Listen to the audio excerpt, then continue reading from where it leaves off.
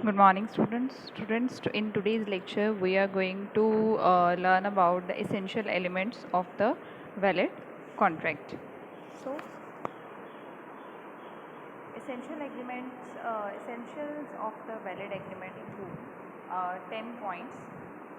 First is agreement. So, in order to make the valid contract, there is a need that there is a valid agreement between the two parties. So, in order to constitute the contract, there must be agreement in first place. An agreement in turn is composed of two elements. One is offer and the other is acceptance. ਸੋ ਅਗਰ agreement ਨੂੰ ਬਣਾਉਣਾ ਵਾ ਤਾਂ agreement ਵਾਸਤੇ ਦੋ parties ਦਾ ਹੋਣਾ ਬਹੁਤ ਜ਼ਰੂਰੀ ਹੈ। ਠੀਕ ਹੈ, ਇੱਕ ਪਾਰਟੀ ਜਿਹੜੀ ਆ ਉਹ ਆਫਰ ਕਰੇਗੀ, ਦੂਜੀ ਪਾਰਟੀ ਜਿਹੜੀ ਆ ਉਹ ਉਸ ਆਫਰ ਨੂੰ ਅਸੈਪਟ ਕਰੇਗੀ। So there is a need of at least two parties to make the valid agreement. ਅਤੇ ਉਹ ਜਿਹੜਾ ਐਗਰੀਮੈਂਟ ਹੋਏਗਾ ਉਹ ਐਬਸੋਲਿਊਟ ਐਂਡ ਅਨਕੰਡੀਸ਼ਨਲ ਹੋਏਗਾ। ਮਤਲਬ ਐਬਸੋਲਿਊਟ ਮਤਲਬ ਕਿ ਉਹ ਕਿਸੇ ਵੀ ਤਰ੍ਹਾਂ ਦੀ ਕਨਫਿਊਜ਼ਨ ਨਹੀਂ ਹੋਣੀ ਚਾਹੀਦੀ, ਐਂਡ ਅਨਕੰਡੀਸ਼ਨਲ ਮਤਲਬ ਕਿ ਕਿਸੇ ਤਰ੍ਹਾਂ ਦੀ ਉਹਦੇ ਵਿੱਚ ਕੰਡੀਸ਼ਨ ਨਹੀਂ ਹੋਣੀ ਚਾਹੀਦੀ regarding the acceptance. Second point is free consent. all contracts need to be voluntarily। ਸਾਰੇ contracts ਜਿਹੜੇ ਆ ਉਹ ਕਿਸੇ ਵੀ ਤਰ੍ਹਾਂ ਦੇ ਨਾਲ ਕਿਸੇ ਨੂੰ ਅੰਡਰ ਪ੍ਰੈਸ਼ਰ ਦੇ ਕੇ ਜਿਹੜੇ ਆ ਉਹ contract ਐਂਟਰ ਨਹੀਂ ਕਰਵਾਉਣਾ। contract ਜਿਹੜਾ ਵਾ ਆਪਣੀ ਇੱਛਾ ਅਨੁਸਾਰ ਦੋਨੋਂ ਪਾਰਟੀਜ਼ ਜਿਹੜੀਆਂ ਵਾ ਆਪਣੀ ਇੱਛਾ ਅਨੁਸਾਰ ਜਿਹੜੀਆਂ ਵਾ ਉਸ contract ਵਿੱਚ ਐਡ ਹੋਣ।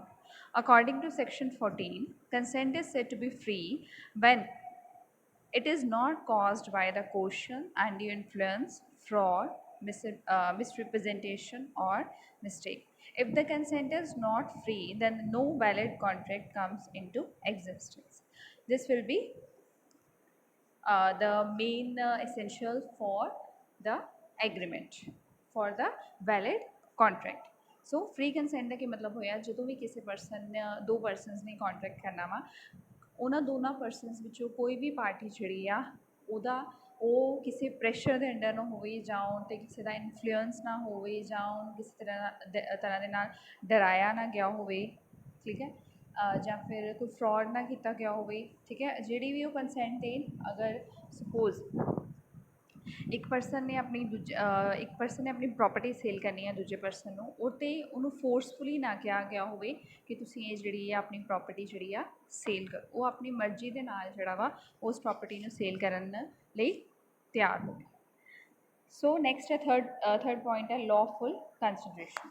ਸੋ ਜਦੋਂ ਕੋਈ ਕੰਟਰੈਕਟ ਹੁੰਦਾ ਵਾ, ਠੀਕ ਹੈ, ਕੰਟਰੈਕਟ ਵਿੱਚ ਇੱਕ ਆਫਰ ਦਿੰਦਾ ਵਾ, ਫਿਰ ਅਸੈਪਟੈਂਸ ਹੁੰਦੀ ਆ। ਆਫਰ ਪਲੱਸ ਅਸੈਪਟੈਂਸ ਜਿਹੜਾ ਵਾ ਉਹ ਐਗਰੀਮੈਂਟ ਬਣਾਉਂਦੇ ਆ। ਐਗਰੀਮੈਂਟ ਨੂੰ ਜਦੋਂ ਲawful ਐਨਫੋਰਸਮੈਂਟ ਮਿਲ ਜਾਂਦੀ ਆ ਅਤੇ ਫਿਰ ਉਹ ਬਣ ਜਾਂਦੀ ਆ ਕੰਟਰੈਕਟ। ਸੋ ਕੰਟਰੈਕਟ ਬਣਾਉਣ ਵਾਸਤੇ ਹੀ ਲawful ਕੰਸੀਡਰੇਸ਼ਨ ਦਾ ਹੋਣਾ ਵੀ ਜ਼ਰੂਰੀ ਆ। ਅਗਰ ਕੋਈ ਪ੍ਰੋਪਰਟੀ ਕਿਸੇ ਨੂੰ ਸੇਲ ਕਰ ਰਿਹਾ ਵਾ, ਸੋ ਉਸ ਪ੍ਰੋਪਰਟੀ ਨੂੰ ਸੇਲ ਕਰਨ ਦੇ ਬਦਲੇ ਉਹਨੂੰ ਕੁਛ ਨਾ ਕੁਛ ਜਿਹੜੀ ਆ ਅਮਾਊਂਟ, ਕੋਈ ਕੰਸੀਡਰੇਸ਼ਨ ਮਿਲਣੀ ਬਹੁਤ ਜ਼ਰੂਰੀ ਹੈ। Clear? The agreement must be supported by the lawful consideration. Consideration means something in return. Something in return may be act or abstinence, but it must be real and lawful. Okay? So consideration मतलब कि किसी तरह का amount include होना चाहिए वा, क्योंकि अगर फ्री ऑफ कॉस्ट होएगा, अगर किसी ने अपनी प्रॉपर्टी जी सोशल कॉज वास्ते डोनेट की है, लाइक अगर स्कूल में डोनेट करती है, किसी एजुकेशनल इंस्टीट्यूशन में डोनेट कर दी है, या किसी चैरिटेबल इंस्टीट्यूट में डोनेट कर दी है, तो फिर उन्होंने जो कॉन्ट्रैक्ट नहीं मनिया जाएगा, क्योंकि उसे उहदे विच की है किसी भी तरह की लॉफुल कंसीडरेशन नहीं हो। क्लियर? नैक्सट पॉइंट है पार्टीज़ आर कॉम्पीटेंट। पार्टीज़ आर कॉम्पीटेंट का मतलब कि जिहड़ियां भी पार्टीज़, दो पार्टीज़ इंक्लूड हैगियां कॉन्ट्रैक्ट विच, वो पार्टीज़ जिहड़ियां कॉम्पीटेंट होनी चाहिए।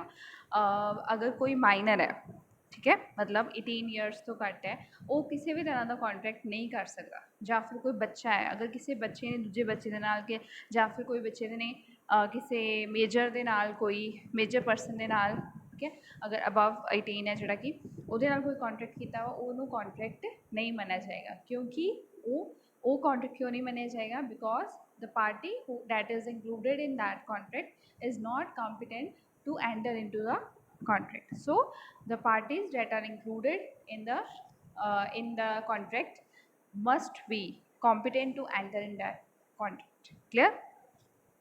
Next point is legality of object. legality of object, there must be legality of object and consideration, failing which it will not be a valid contract।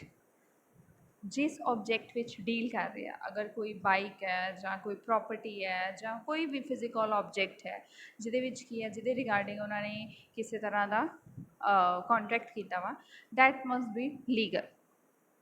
Okay, like अगर किसी ने ये example असीं दे सकते हैं लीगैलिटी ऑफ ऑब्जेक्ट, लाइक अगर किसी ने कहा वा जी दो परसन है ए तो बी, ए ने कहा मैं तेनों ड्रग्स जिहड़े सेल करूँगा, बी नूं कहा ड्रग्स जिहड़े आ इस डेट नूं, ठीक है, मैं इन्नी क्वांटिटी च तेनों सेल करूँगा, उन्होंने असी लीगल नहीं मनांगे बिकॉज जिहड़े ड्रग्स ने वो इलीगल ने, वो जिहड़ा ऑब्जेक्ट है जिहदे विच डील कर रहे हैं वो लॉफुल ऑब्जेक्ट नहीं है। सो उस केस विच उन्होंने उस कॉन्ट्रैक्ट नूं जिहड़ा वा वो लीगल नहीं मनिया जाएगा।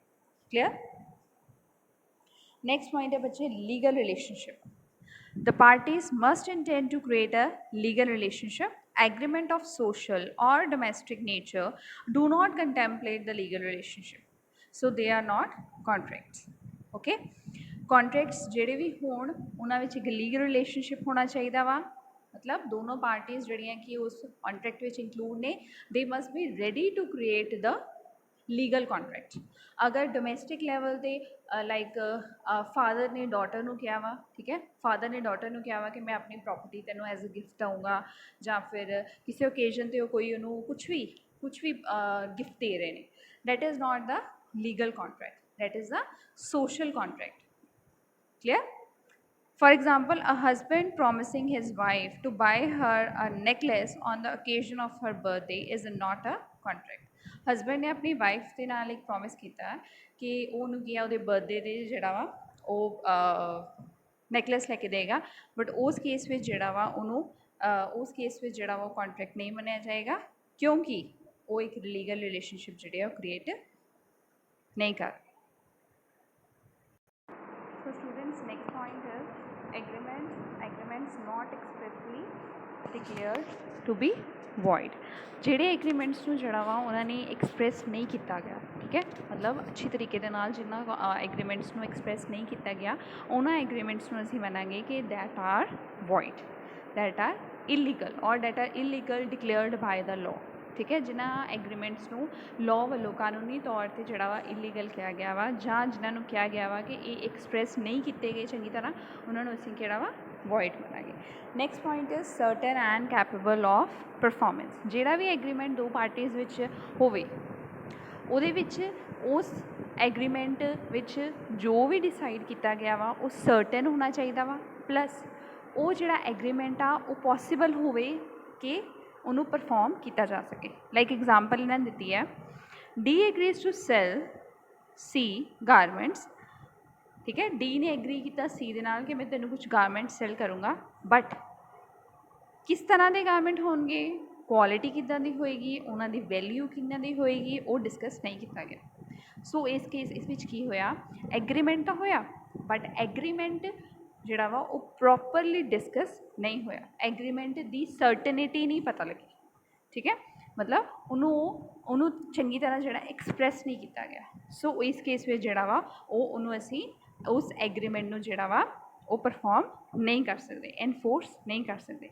सिमिलरली जिहड़ा एग्रीमेंट होना चाहिए वा that must be capable to be performed, like if A promises B to bring the rainfall through magic, मतलब A ने B ना प्रॉमिस किया कि मैं मैजिक दे नाल, ठीक है, जादू दे नाल जिहड़ा वा वो हुणे बारिश लै आऊँगा, but that is not possible, ठीक है, ये तो हो नहीं सकता। So such agreements can not be enforced, क्योंकि ये कानूनी तौर पर इस तरह के एग्रीमेंट्स नूं किसी तरह की भी मान्यता नहीं मिली हुई।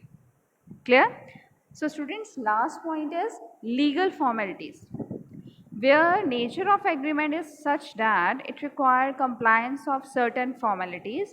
Such requirements should be fulfilled. A contract may require registration in addition of being in writing. However, as regards to the legal effects, an oral contract has same effect as a contract in writing। Legal formalities, किसी भी तरह के agreement नू contract बनाने वास्ते अगर कुछ legal formalities वो वास्ते रिक्वायर्ड ने, दैट मस्ट बी फुलफिल्ड। अगर वो लीगल रिक्वायरमेंट्स ਜਿਹੜੀਆਂ फुलफिल नहीं ਹੋਈਆਂ उस केस ਵਿੱਚ ਵੀ ਜਿਹੜਾ ਵਾ उस एग्रीमेंट ਨੂੰ ਅਸੀਂ कॉन्ट्रैक्ट नहीं ਮੰਨਾਂਗੇ बिकॉज वो ਜਿਹੜਾ ਵਾ लीगली इनफोर्सेबल नहीं हो पाएगा। क्लियर? अगर किसी तरह की रजिस्ट्रेशन रिक्वायर्ड आ, अगर किसी तरह दी लीगल फॉर्मैलिटीज़ रिक्वायर्ड आ, वो लीगल फॉर्मैलिटीज़ जड़ियाँ वा वो कंप्लीट होनियाँ ज़रूरी है। क्लियर हो गया? सो बच्चे इस लैक्चर विच जड़ा वा असी डिस्कस किया वा essential agreement sorry essential elements of the valid contract, जिहदे असी एग्रीमेंट की गल की। एग्रीमेंट होएगा, फ्री कंसेंट होनी चाहिए आ, लॉफुल कॉन्स्टिट्यूशन होनी चाहिए आ, पार्टीज़ जड़ियाँ एंटर हो रही वा वो कॉम्पीटेंट होनी चाहिए वा, जिहड़े ऑब्जेक्ट विच असी डील करन लगे आ वो लीगल होना चाहिए वा, एक लीगल रिलेशनशिप होना चाहिए वा, एग्रीमेंट्स एक्सप्रैस होने चाहिए आ, अगर नहीं एक्सप्रैस होंगे उन्होंने अवॉइड कर दिता जाएगा। एग्रीमेंट सर्टन होने चाहिए and they must be capable to be performed, तो लीगल फॉर्मैलिटीज़ जड़ियाँ वो सारियाँ फुलफिल होनी चाहिए। सो ये है किसी 10 पॉइंट्स जोड़े कि तुसी एक बारी इन्हों लर्न कर लेना वा। लर्न इस तरह करना वा कि अगर तुहानू MCQ विच कोई पॉइंट जोड़ा वा वो 4 पॉइंट्स पाते जा, ठीक है, तो पूछा जाए which of the following is not the essential element of the valid contract. ਉਹਦੇ ਵਿੱਚ ਤੁਸੀਂ ऑड वन आउट करना वा, तो ਤੁਹਾਨੂੰ ਇਹ पता होना चाहिए वा कि ਕਿਹੜਾ ਜਿਹੜਾ ਵਾ उस पॉइंट ਕਿਹੜਾ ਉਹਨਾਂ ਵਿੱਚੋਂ पॉइंट ਜਿਹੜਾ ਵਾ ਉਹ एक वैलिड कॉन्ट्रैक्ट का पॉइंट एसेंशियल एलीमेंट नहीं है। क्लियर? सो अज लिए इन्ना ही है। असी नैक्सट जोड़ा अपना डिस्कस करांगे क्लासीफिकेशन ऑफ कॉन्ट्रैक्ट, वो अपने नैक्सट लैक्चर में करांगे। उन्नी देर तक जोड़ा तुसीं इनू जोड़ा वा गो थ्रू हो जाओ। ओके बच्चे, थैंक यू।